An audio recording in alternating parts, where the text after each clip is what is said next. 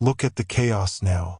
Look how they destroyed the very weapon they trusted most. Their favorite champion. Their strongest player. The man they shaped to crush you and leave nothing behind for everyone else to laugh at. But they made one mistake. A mistake they never saw coming. They sent someone built for destruction against someone made to rise again.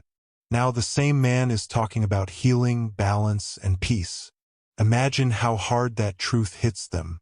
They trained him for years, filled his mind with toxic ideas about dominance, fear, and control, taught him that kindness meant weakness and compassion meant failure. They turned him into the perfect attacker, someone meant to remind you where they believed you belonged. He came at you using every tactic they taught him. Pressure, manipulation, cold behavior, and calculated cruelty. He was their top choice, their proud creation. Everything they believed strength was supposed to be. Remember when he first arrived? He acted like the room belonged to him. Shoulders high, eyes searching for weakness, moving like space itself was his right. They all watched closely, waiting for you to fold under his rehearsed confidence. His whole life was built on overpowering others. Every talk was a battle. Every moment was a chance to prove control. But what they thought was power was only noise hiding emptiness. Every moment to him was a chance to prove rank. Every meeting was about power, status, and control.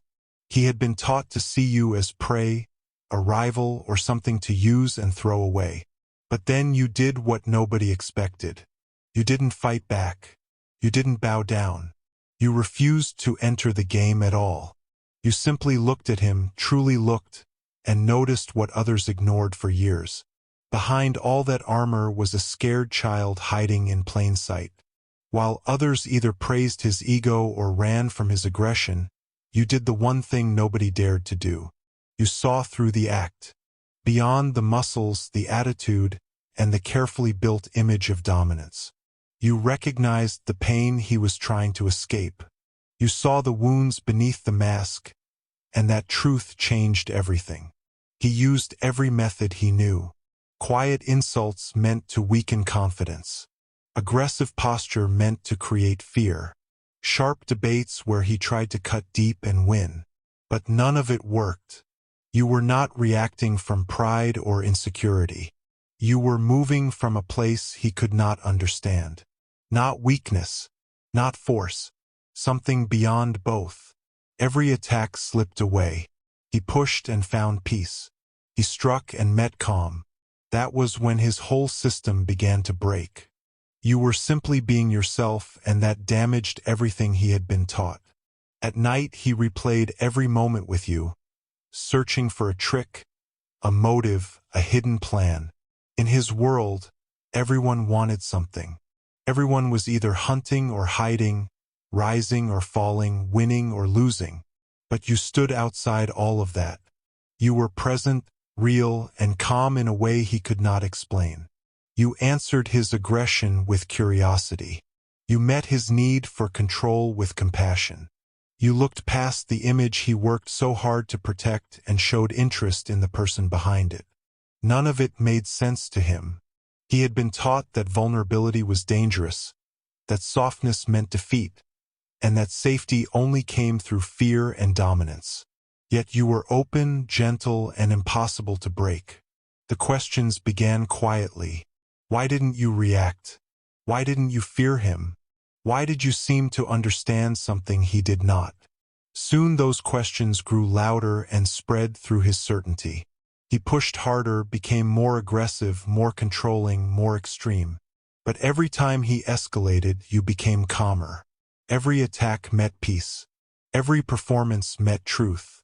Then the cracks appeared, the mask grew heavy, and he could no longer hide behind it. Why keep performing when someone is not impressed by the act, but focused on the real person behind it? Even his circle began to notice the change. He was slower in arguments, weaker with insults, less eager to dominate every room. Sometimes they caught him lost in thought. They laughed and said you got inside his head. They were more right than they knew. It began when he noticed something simple but powerful. You were truly happy. Not the short excitement that comes from winning or controlling others, but a deep and steady peace. According to everything he believed, you should have been unhappy. You were not chasing status, stepping on people, or trying to prove yourself. You were simply living, and somehow you looked freer than him. By their standards, he had everything: money, attention, status, influence. Yet in the quiet hours of the night, surrounded by trophies and achievements, he felt empty. You had little that his world respected, yet you seemed complete. Nothing added up anymore. If success felt hollow, what was the reward? He began watching you differently, not as a target, but as a mystery. How could someone hold power without showing it? How could someone stay strong without becoming hard? You treated everyone with the same respect: the executive and the cleaner, the admired person and the forgotten one. The ranking system he spent years building meant nothing in your world. Status had no power around you, and people were drawn to that. But what unsettled him most was how you treated him. After every attempt to control you, insult you, or lower you, you still looked at him with calm compassion. Confused him deeply. Why would you still see value in him after everything? What did you notice beneath the image he worked so hard to protect? Beneath the confidence, the attitude, the armor of dominance, what was there that deserved your patience? Why did you keep believing there was something real underneath all of it? Those questions stayed with him longer than any victory ever had. Then came the night that changed everything. At a corporate event where he was expected to impress and control the room, he found himself pulled toward you instead. You sat alone, completely content, observing everything like it was a story unfolding. He walked over with his usual confidence, but it felt empty now. "Why don't you ever fight back?" he asked. You smiled gently and said, "Fight what? You are not my enemy. You are someone hurting and hiding it." Those words shattered him. It did not break him the way he had been taught to break others, by targeting weakness with precision. This was different. It felt like someone reached past every defense and touched a part of him he had forgotten was still alive. He wanted to get angry, to attack, to return to the old story where he was hunter and you were target. But nothing came out because deep down he knew you were right. He was hurting. He had been in pain so long that suffering felt normal. The identity he built demanded endless rivals, endless competition, endless proof that he was above others. But what if that whole system was the cage? What if the thing he mastered was the same thing draining him? He left that night, drove for hours, and ended up watching waves hit the shore. Real power with no ego, no performance, no need for applause. Quietly, he began searching for answers.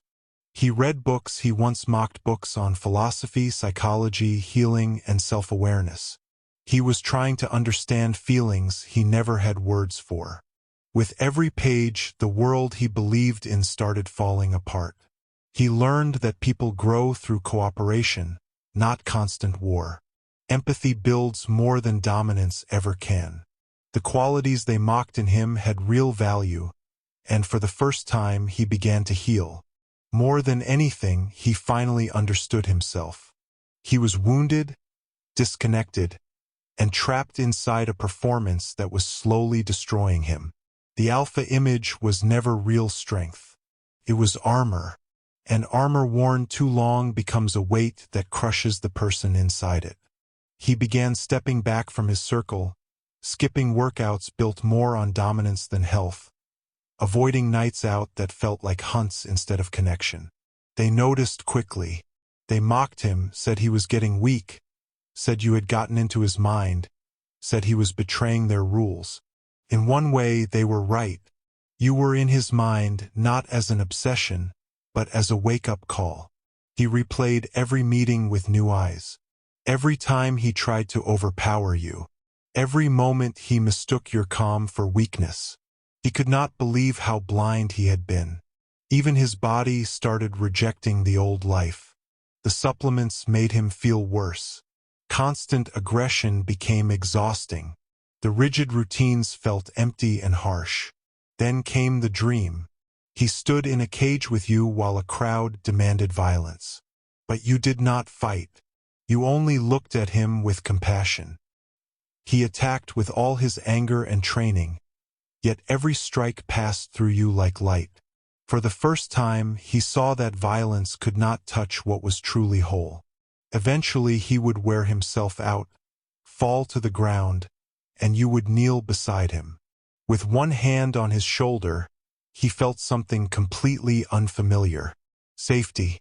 Real safety. Not the kind that comes from being feared or strongest, but the kind that comes from not needing to prove anything. He woke from that dream crying every time.